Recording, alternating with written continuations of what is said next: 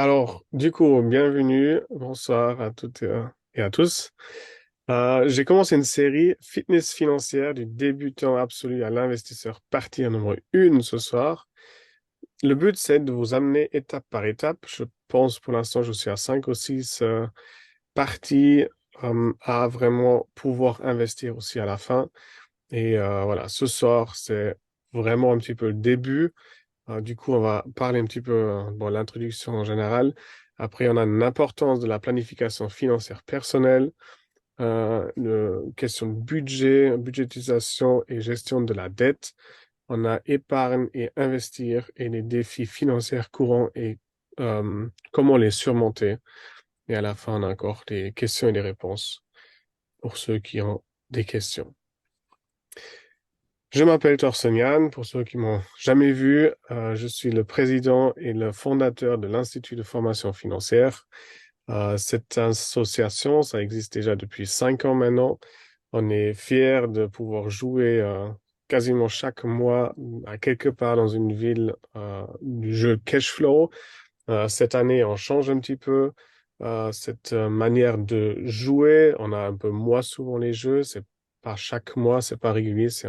Euh, dans chaque ville. Alors Neuchâtel, Fribourg et Lausanne, on se trouve 7 fois dans chaque ville cette année, durant cette année. Et à part ça, on a maintenant créé cet épisode fitness financière. On va parler de débutant absolu à l'investisseur. Et on a aussi d'autres thèmes un petit peu dans l'entrepreneuriat. Est-ce qu'on va parler aussi des crypto-monnaies, ce qui est aussi un thème toujours chaud. Et là aussi, toujours de débutant jusqu'à un petit peu l'expert, parce que la base, c'est quelque chose de très, très important. Euh, du coup, moi j'ai 35 ans. De ma part, j'ai 2 enfants maintenant qui sont déjà au lit maintenant. Une copine, on est environ 2 tiers de l'année à la maison, un tiers en voyage en camping-car. Du coup, moi je travaille depuis 3 ans, je travaille plus. Euh, et voilà, moi je gagne ma vie avec un mix entre les investissements de ma fortune ou notre fortune, ma copine et moi, et aussi un petit peu justement l'association ou des coachings que je fais à côté. Euh, Ce soir, le but, c'est de vous créer déjà une base solide. Je pense, malheureusement, il y a plus de gens plus tard où ça devient un peu plus concret. Mais encore une fois, la base est hyper importante parce que si on n'a pas la base, on peut pas vraiment construire dessus. Si on commence direct, importance de la planification financière personnelle. Pourquoi est-ce c'est important? Et moi, je trouve que c'est assez simple répondu, ou vite répondu. On fait tout avec l'argent. Tout ce qu'on fait tous les jours, on a besoin de l'argent. Est-ce que c'est pour aller au travail, la voiture qui nous amène au travail ou les transports publics? Est-ce que c'est le café qu'on va chercher, le petit déjeuner qu'on va prendre, les vacances qu'on veut faire? Partout, on a besoin d'argent. Alors, pour ma part, c'est quelque chose, c'est hyper important de connaître un petit peu les règles de l'argent et aussi le savoir de comment gérer l'argent ou bien ouais, déjà gérer l'argent, créer l'argent, ça c'est une étape supérieure, mais déjà de maîtriser un petit peu ses finances. Et je trouve à l'école, on n'apprend rien. On peut pas dire à nos parents c'est leur faute parce que eux, souvent, alors moi j'ai ouais, justement 35 ans, alors mes parents, ils ont eu pas la nécessité de regarder comment ça marche l'investissement à la bourse, par exemple. Eux, ils ont eu 5, 6, 7% de rendement sur leur compte en banque. Ça, aujourd'hui, on n'a pas. On n'aura plus, je pense, dans un futur proche. Et du coup, ben, c'est autant plus important aussi de comprendre un petit peu les règles là-dessus. Alors du coup, c'est pas le faute à nos parents. L'école, il n'y a pas cette éducation-là, même pas comment remplir une déclaration d'impôt. Souvent, c'est pas non plus euh, à l'école. On n'apprend rien financièrement à l'école. Et du coup, c'est aussi ça le moteur qui me fait créer cette association pour apprendre d'une manière neutre, complètement neutre, euh, des finances. Nous, on n'est pas payé par quelqu'un d'autre, on n'est pas payé par la Poste ou Banque cantonale ou autre. On est vraiment neutre, on veut vraiment donner une éducation nécessaire pour les personnes qui ont envie d'apprendre quelque chose. Alors du coup, on a tous les jours, partout, on a besoin de l'argent et maintenant, on veut commencer à apprendre comment gérer cet argent et voilà, comment commencer avec ça. Une idée fausse, souvent, on se dit, je gagne pas assez pour économiser. C'est, ouais, pas bien du tout de penser comme ça parce qu'on va jamais commencer. On n'a jamais trop. Il faut se dire, à la fin du mois, si je veux, ou si vous voulez, vous pouvez tout le temps vider votre compte. On n'a jamais trop d'argent. Alors du coup, il faut se mettre, et ça c'est Robert Kiyosaki qui parle souvent dans les livres Père riche, Père pauvre, il faut se créer, ou il faut se payer d'abord, il dit toujours. Euh, alors ça veut dire que avant payer les autres, il faut se payer soi-même. Alors du coup, il faut épargner soi-même un petit peu d'argent, mettre de côté réserve, future, retraite, on va parler ça après. J'ai créé un petit peu un budget. Et voilà, après, c'est les autres. La chose, c'est, je vais montrer ça aussi après, de faire ça au début du mois, dès que le salaire arrive, de créer déjà cette automatisation et de se promener qu'avec l'argent qui est encore là jusqu'à la fin du mois. On a toujours cette côté réserve, on a toujours un petit compte réserve où on peut accéder et toucher au cas où, mais le but c'est vraiment de se limiter déjà dans certaines dépenses durant le mois et durant l'année. Alors justement, cette idée est fausse, il faut pas penser que vous n'avez pas assez pour épargner. Même des petites sommes, ça peut déjà faire un énorme effet sur votre vie.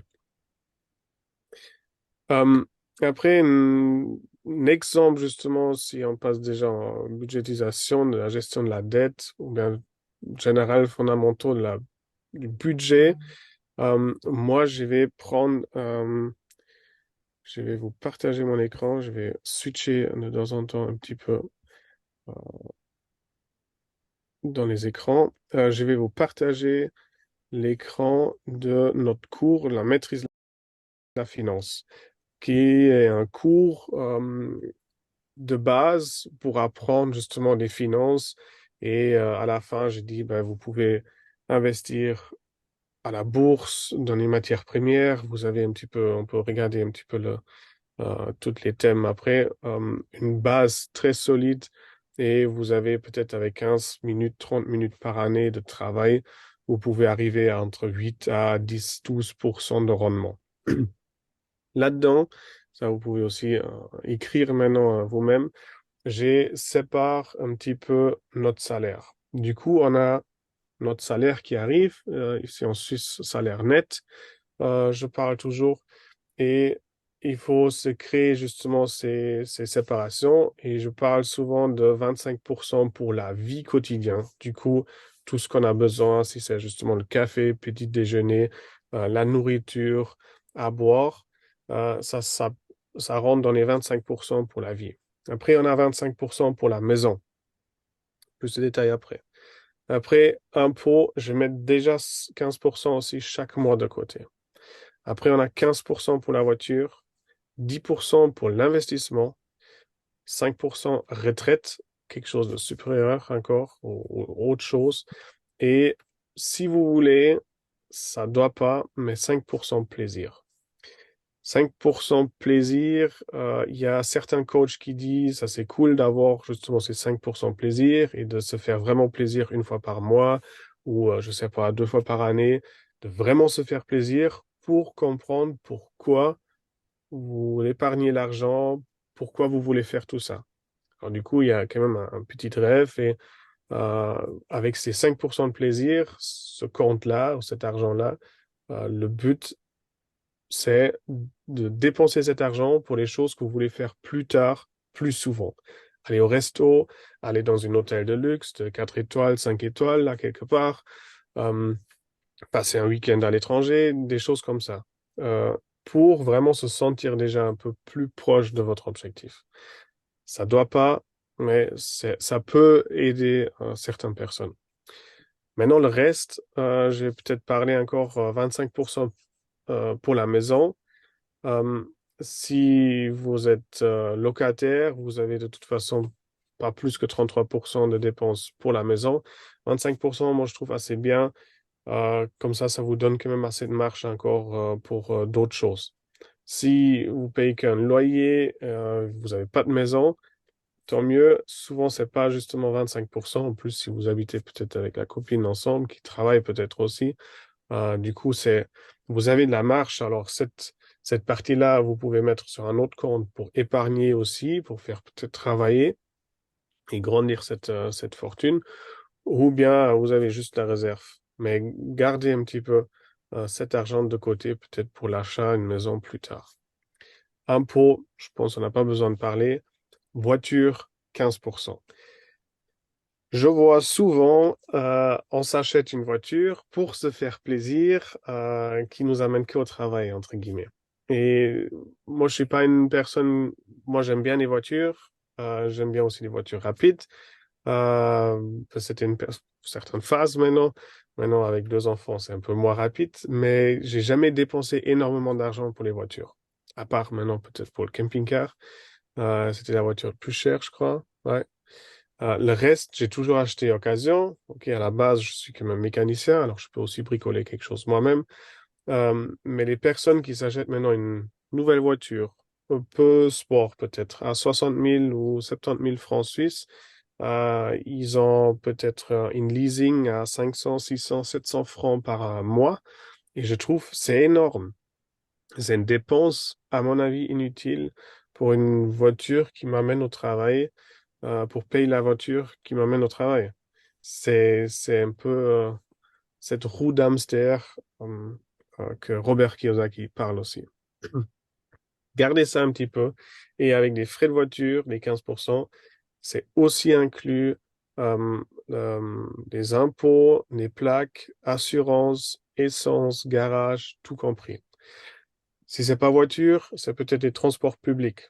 Alors 15% voiture slash transport public pour je sais pas, un abonnement général ou les billets de train ou autre chose.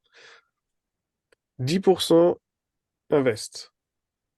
Moi, je bien sûr, je conseille de mettre même encore plus d'argent pour l'investissement, mais 10% c'est déjà bien. Euh, Moi, je suis aussi un fan de Pareto qui parle justement de 80-20, alors 20% d'efforts avec 80, et vous avez 80% de résultats. Et là, on n'est qu'à 10. Alors 10%, théoriquement, vous ne devrez pas sentir à la fin du mois si vous avez 10% d'argent mis de côté pour un investissement. L'argent, tous mes investissements, je peux le liquider très rapidement. D'ici un jour, maximum 2 jours ouvrables, j'ai tous mes investissements de nouveau sur mon compte. Là, il y a une ampoule qui va bientôt péter. Euh, j'ai, si ça dérange trop, je peux changer. Ouais, comme ça. Euh, du coup, je peux très vite mettre en liquidité de nouveau tous mes investissements. Et c'est pour moi très important et aussi pour vous à savoir, si on parle d'investissement, l'argent est pas loin. C'est juste déplacer un petit peu.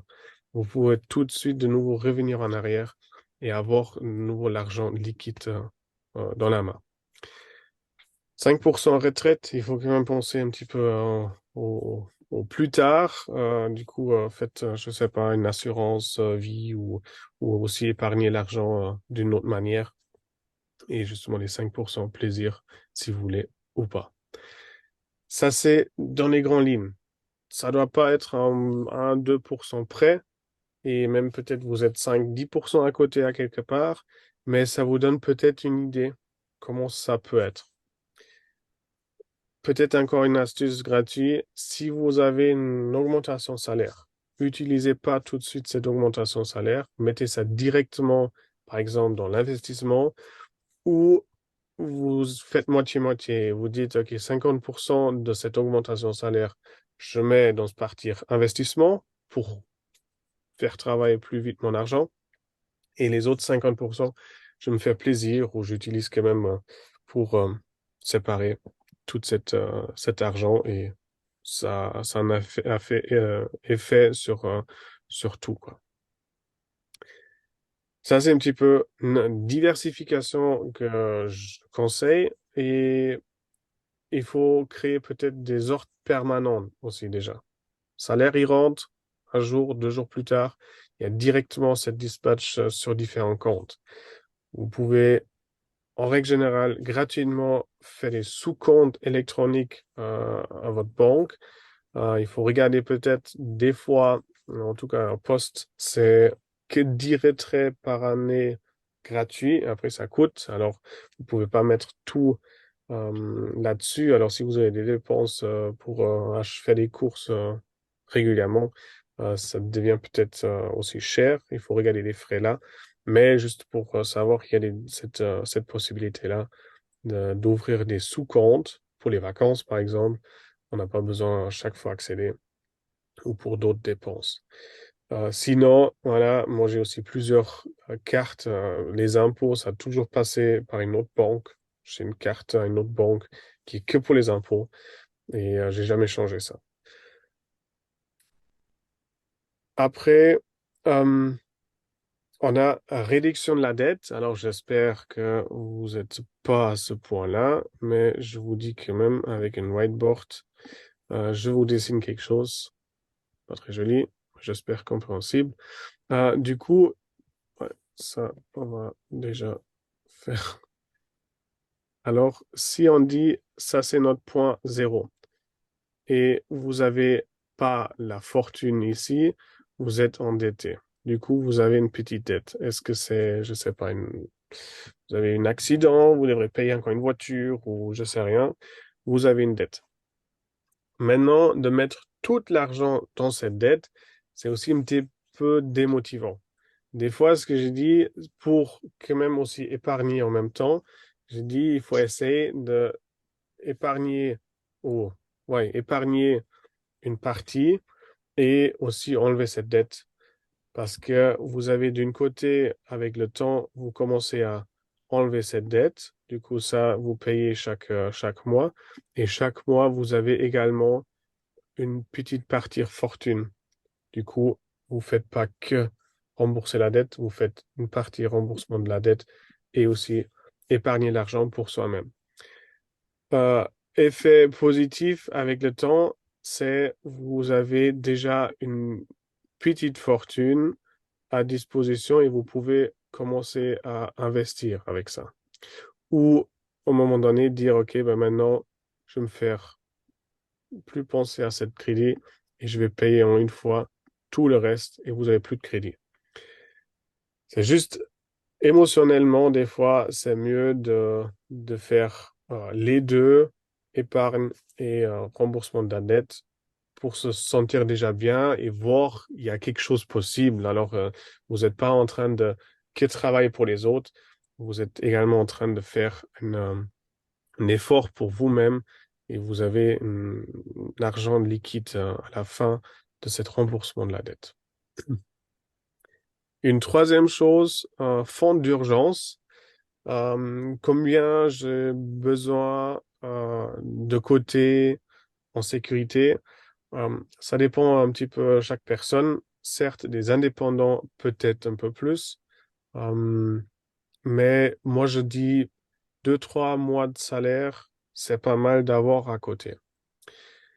Bien sûr, ça dépend de tout, votre formation, votre flexibilité et tout ça, parce qu'on peut très vite perdre aujourd'hui malheureusement le travail, mais on peut aussi très vite retrouver du travail. Euh, Ça dépend maintenant un petit peu le degré vous avez, peut-être les langues que vous parlez ou l'ouverture des tâches, ce que vous êtes prêt à faire pour retrouver peut-être vite un travail. Je dis 2 à 3 mois, c'est pas mal. Moi, j'ai eu toujours une compte sécurité pour au cas où se dire il y a la télé qui casse. Bon, là, aujourd'hui, je regarde moins en moins la télé. Mais s'il y a un ordinateur à acheter ou une petite voiture pour dépanner, il y a quelques milliers de francs là-dessus pour dire au cas où, je peux toujours partir avec ça et vite m'acheter quelque chose. Euh, à vous de voir combien d'argent ça doit être.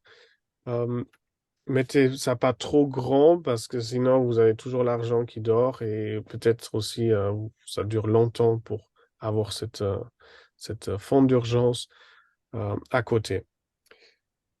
Qui n'empêche pas cette fonds d'urgence aussi de mettre d'une manière plus sécurisée à la bourse sans grand risque. Comme ça, on évite des grandes fluctuations à la bourse et cette fonds d'urgence peut aussi travailler pour nous. Euh, Après cette partie investissement, je veux juste parler un petit peu en gros parce que le but c'est de vous amener petit à petit quand même dans cette thème. Mais l'investissement en soi-même, c'est pas compliqué. On entend des fois des ETF. Il faut acheter des ETF. C'est assez cool. Il y a des pour et des contre pour tout.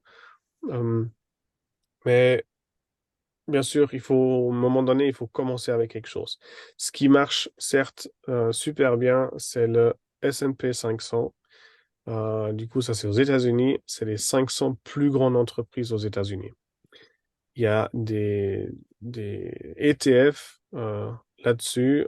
Il y a aussi une page qui s'appelle Just ETF. Alors, Just en anglais, J-U-S-T, ETF.com, je crois, où vous pouvez chercher, retrouver les ETF. Tout ça, on va aussi faire dans les autres cours ou dans les autres parties plus tard. Comment chercher, comment analyser toutes ces ETF. Mais pour vous dire déjà un ordre, en gros, c'est S&P 500. euh, les derniers 60 ans, il a fait une croissance moyenne de 11% par année. Certes, il y a des reculs sur le marché, des fois aussi assez forts. Du coup, si on achète au point le plus haut, peut-être aujourd'hui, parce qu'il est au point le plus haut aujourd'hui comme jamais. Et ça descend maintenant. Il faut être aussi plus ou moins prêt à garder 2, 3 ans cet ETF pour retrouver le point où vous avez acheté. Ça, c'est maintenant historique, ce qu'on a pu voir sur le chart des baisses à la bourse et combien de temps ça dure environ. C'est environ justement 2, 3 ans dans les pires des cas. Euh, Personne ne peut vous dire dans quelle direction ça va dans le futur, mais vous pouvez faire travailler votre argent. Là maintenant, vous avez peut-être une seule idée. Le risque, c'est juste que c'est ouais, une seule ETF et vous avez peut-être pas assez diversifié. Oui, il y a 500 entreprises aux États-Unis dedans, mais c'est aussi qu'aux États-Unis. Peut-être on peut, dans le futur, parler plus de l'investissement un petit peu mondialement et pas que aux États-Unis, parce que là, ça va pas. Tout votre argent, ça coule aussi un petit peu. Euh, Après, une chose qui touche tout le monde, c'est de commencer tôt. Il y a ces règles. Albert Einstein, il a dit, c'est le huitième merveille du monde, c'est les intérêts composés. C'est quelque chose hyper intéressant, ces intérêts composés, parce que si on prend maintenant l'exemple de 100 francs et vous avez 10% de rendement par année, du coup, à la fin de l'année, vous avez 110 francs suisses à disposition. Et vous mettez toujours ces 110, alors vous ne retirez pas l'argent, vous laissez les 110 francs à la bourse et vous avez de nouveau 10% sur les 110, du coup, vous se trouvez à 121 francs suisses. Et du coup, ça fait un intérêt composé. Avec le temps, ça devient très, très intéressant. Et vous pouvez vraiment, ouais, voir. que ça vient, c'est une courbe exponentielle à la fin, ça va droit en haut. Au début, on a l'impression qu'il n'y a rien qui bouge, euh, mais voilà, ça fonctionne quand même assez bien. Et qui amène justement au défi financier. Et là, je partage de nouveau le whiteboard. Euh, Moi, je parle souvent d'un triangle de Thorsten. Moi, j'adore ça avec des années d'expérience dans le cash flow ou dans les finances. Je vous donne deux, trois astuces maintenant.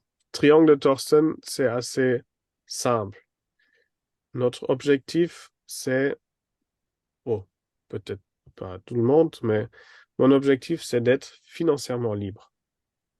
Qu'est-ce que ça veut dire? Moi, j'ai besoin d'une certaine somme pour vivre de mes intérêts sans travailler. Du coup, cet revenu passif à 100%, ça n'existe pas parce que de toute façon, tôt ou tard, on a dû travailler quand même pour cet argent, on a dû faire quelque chose et même plus tard, on doit toujours un petit peu gérer la fortune d'une manière ou autre. Mais on garde ce mot-là, revenu passif. Du coup, on a l'argent investi qui travaille pour nous, qui nous donne l'argent pendant qu'on dort. Maintenant, quelle somme on a besoin? Et ça, c'est un calcul facile à faire, très facile à trouver ce chiffre parce qu'il faut s'imaginer qu'est-ce que vous voulez faire plus tard si vous n'avez pas besoin de travailler. Quel est votre rêve? Comment vous voulez passer votre journée, la semaine, le mois, l'année? Est-ce que vous voulez voyager en camping-car comme moi? Est-ce que vous voulez voyager en avion? Où est-ce que vous voulez aller? Qu'est-ce que vous voulez manger? Où vous voulez dormir? Toutes ces choses-là, il faut répondre une fois. Euh, Ça dure certes assez longtemps pour répondre à ces questions-là, pour estimer un petit peu un budget. Combien d'argent vous avez besoin chaque mois pour faire ce que vous voulez faire, de profiter de votre vie. Et ça peut partir dans l'extrême avec bateau et maison, ou vous pouvez rester un petit peu plus simple et faire des choses un peu plus petites aussi. Profiter du temps. Ça change hein, une fois qu'on a des enfants.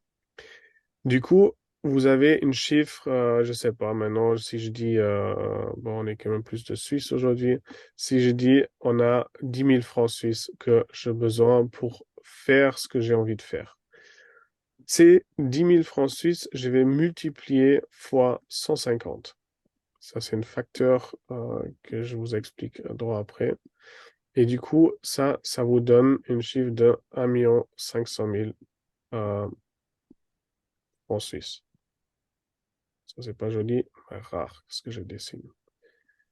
Alors, qu'est-ce que c'est les 1,5 million? 1 500 000 francs suisses investis à 8% rendement, ça vous amène de nouveau à 10 000 francs suisses.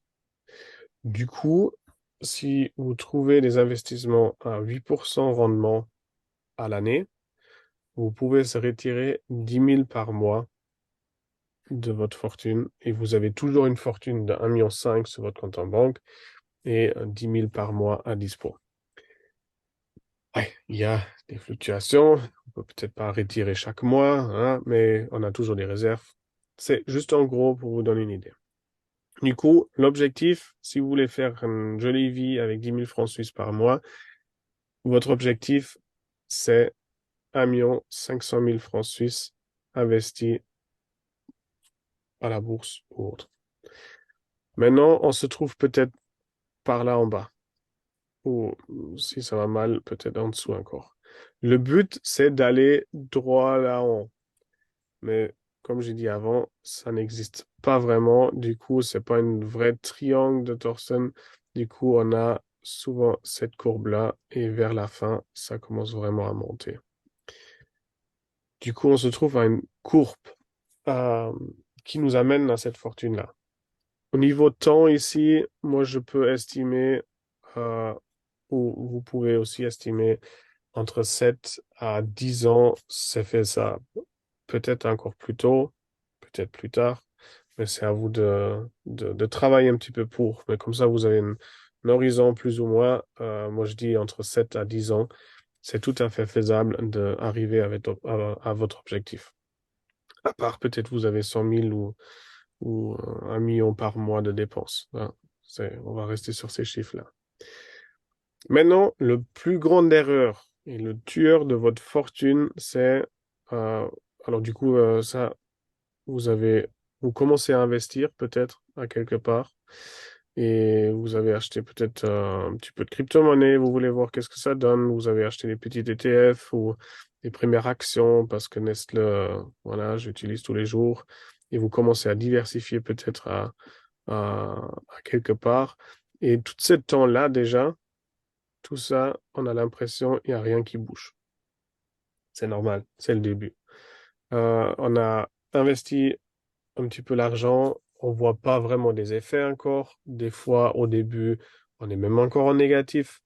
Là, on doit se créer une mindset ou une mentale assez fort aussi pour ouais, pas faire des erreurs, pour pas vendre et dire ah mais ça c'est rien, ça c'est pas pour moi et je vais jamais gagner quelque chose. Alors, restez calme au début que vous faites des investissements. Et après, il y a une phase où vous commencez à voir quand même sur votre compte, ah oui, il y a quelque chose qui monte là. Ah, ça commence à devenir un petit peu intéressant. Je commence à gagner. Ah, ici, moi, je mérite une nouvelle voiture. L'erreur fatale. Parce que c'est la majorité des gens, ils font ça. Je sais ou je comprends le système maintenant. C'est cette première partie-là qui vous dit, ah oui, je vois que ça fonctionne, je vois comment j'ai fait et moi je mérite maintenant, je m'achète quelque chose. Et une voiture à 60 000 francs suisses.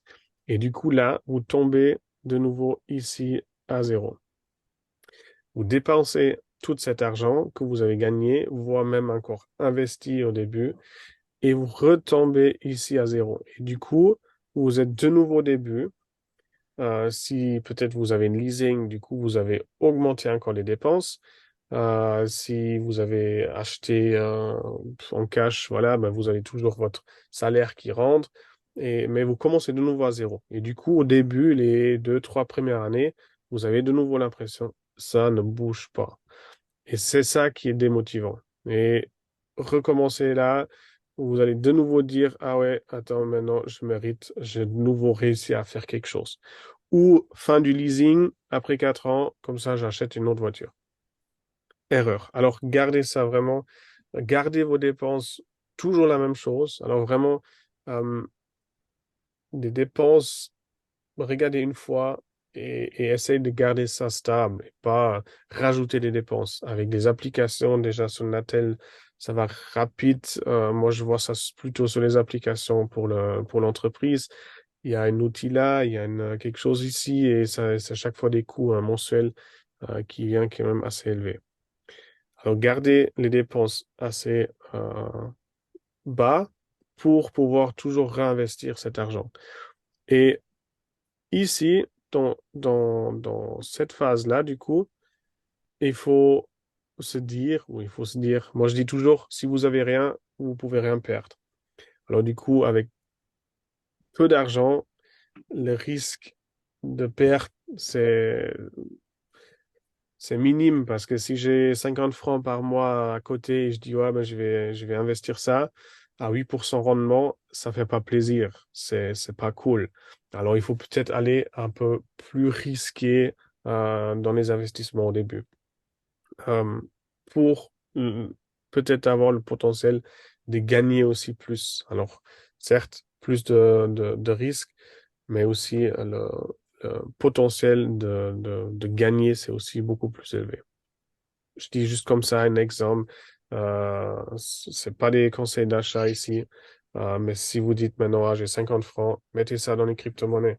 Dans les plus grands, certes, pas dans les petites coins comme ça au début, mais achetez des Bitcoin, Ethereum de base et gardez ça à côté.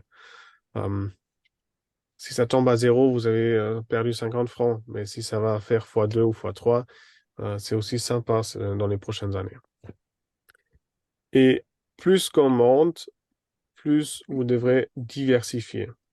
Parce que si je dis aujourd'hui, avec 50 francs, il faut acheter du Bitcoin, et si c'est tout votre argent, je vais pas dire ici, achète du Bitcoin, peut-être ça va monter. Alors du coup, là, on doit aller beaucoup plus en sécurité et on commence de plus en plus à diversifier notre argent dans différents thèmes à la bourse, les différents ETF. Est-ce que c'est les matières premières, maisons ou autres? On commence à étaler un petit peu cet argent qui fait aussi une croissance moins rapide, mais plus stable. Parce que ces 8%, ça, je vous donne direct, c'est assez simple. Vous avez ça plus ou moins comme ça à diversifier. Euh, je parle souvent immobilier. Ça doit pas être physiquement. Vous pouvez aussi acheter à la bourse. Euh, 25%. Vous avez des actions. Vous avez or et argent, des matières premières, physiquement ou aussi à la bourse. Vous avez peut-être des crypto-monnaies, je sais pas, Bitcoin. Et ici, vous avez toujours une réserve de cash. Pourquoi une diversification comme ça? Si euh, à la bourse, ça ne va pas bien, il y a or, argent qui va normalement rééquilibrer un petit peu cette portefeuille. Maison, c'est assez stable. À la bourse, vous trouvez peut-être des ETF à 5-6% rendement par année. Crypto-monnaie, certes, c'est un peu plus risqué, mais pour du long terme, ça peut encore jouer. Et une réserve de cash toujours pour racheter au cas où, euh, s'il y a peut-être une opportunité, dans les actions à racheter. Actions aussi, dans les futures séries, on va parler beaucoup plus des actions, comment diversifier dans les actions, quel ETF, comment choisir. Mais ça, c'est en gros un petit peu cette diversification pour trouver 8% rendement. Ça, c'est plus ou moins stable. S'il y a quelque chose à la bourse, ça recule moins. Certes, si vous avez plus de crypto-monnaies et vous dites, ah, mais je veux au début gagner et je veux pas mettre l'argent dans les ETF de maison ou matières premières, ça m'intéresse pas. Et vous mettez tout ça aussi dans les crypto-monnaies. Là, ça fluctue beaucoup plus. Du coup, de début à là, il faut de plus en plus diversifier. Du coup, ça grandir moins vite au niveau pourcentage annuel, mais le but, c'est quand même de trouver au début des investissements qui ont une croissance assez intéressante pour vous faire bouger un petit peu le budget.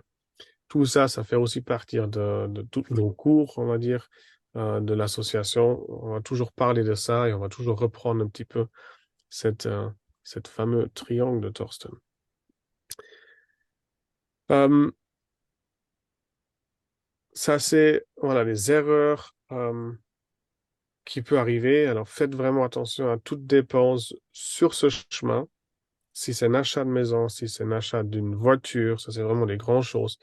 Euh, un ordinateur, parce que vous dites, ah, maintenant, j'ai besoin d'un nouvel ordinateur. Et c'est, certes, des fois, on a besoin, mais il faut quand même se poser des questions. Moi, j'ai une règle, des fois, je réfléchis ça pendant une semaine ou deux, et si j'ai vraiment besoin, je vais toujours acheter. Mais des fois, ben, c'est juste une envie, euh, d'acheter quelque chose de nouveau. Alors, faites cette question, est-ce que vous avez besoin de ça, ou est-ce que vous voulez quelque chose? C'est deux choses différentes. Après, bon, la stratégie pour épargner l'argent, j'ai dit au début, c'est avec des ordres permanentes. Ça vous aide vraiment. Mettez ça directement au début.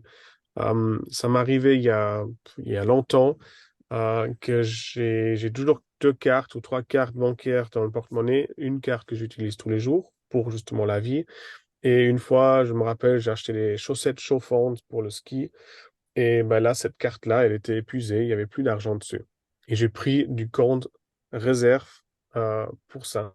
C'était aussi 300 francs, ou 400 francs les chaussettes. Alors du coup, j'ai acheté avec une autre carte.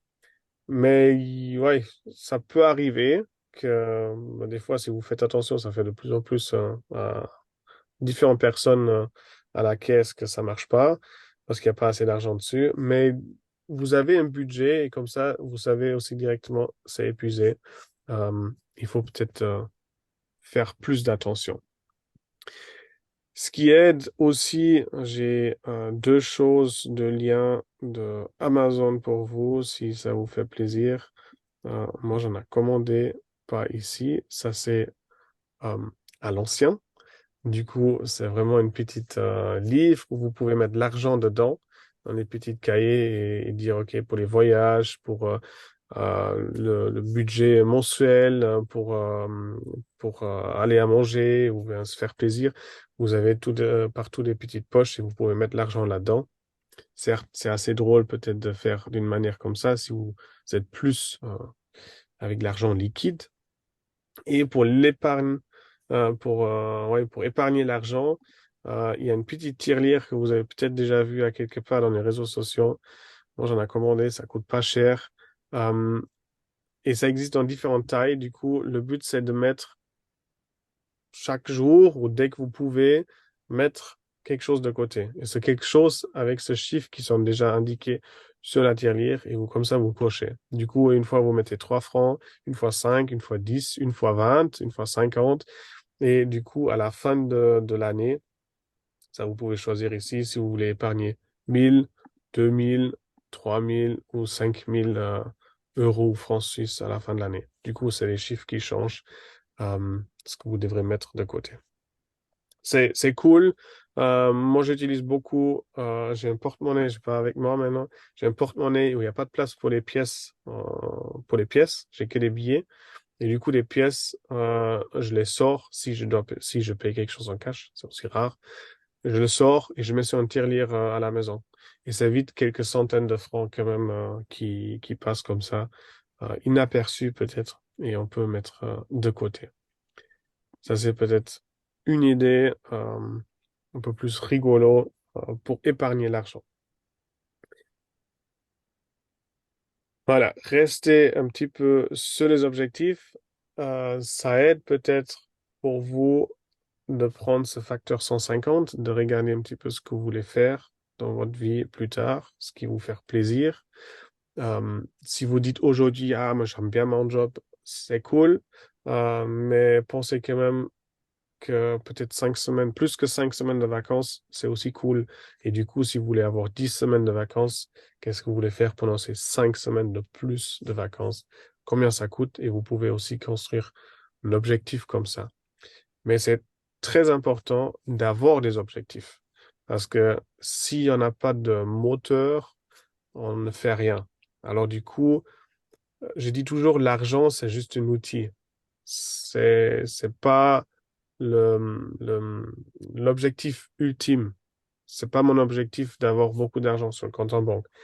Moi, mon objectif, c'est de voyager, voir quelque chose, de profiter de ma vie. Et pour faire ça, j'ai besoin d'argent. Alors du coup, ma motivation, c'est de voyager.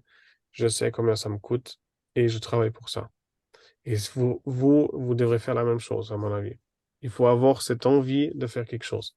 Parce que sinon, vous travaillez jusqu'à 65 ans ou plus tard. À la fin du travail, vous vous trouvez peut-être avec des difficultés. J'espère pas. Vous pouvez pas faire la même chose comme aujourd'hui, vu que vous êtes quand même assez jeune. Alors, profitez-en maintenant pour faire quelque chose que vous avez envie de faire et garder cet objectif peut-être à quelque part visible, si c'est sur l'écran de votre Natel ou dessiné à quelque part, pour vous rappeler toujours votre objectif. Voilà, ça c'est 45 minutes. C'était pas mal. Euh, En vitesse, un peu cette première partie, certes, c'est un petit peu basique, peut-être un petit peu théorie sec encore. Ça va être beaucoup plus drôle dans les prochains épisodes où on va vraiment beaucoup plus encore à la bourse, où je peux montrer aussi les comptes, des investissements, des possibilités.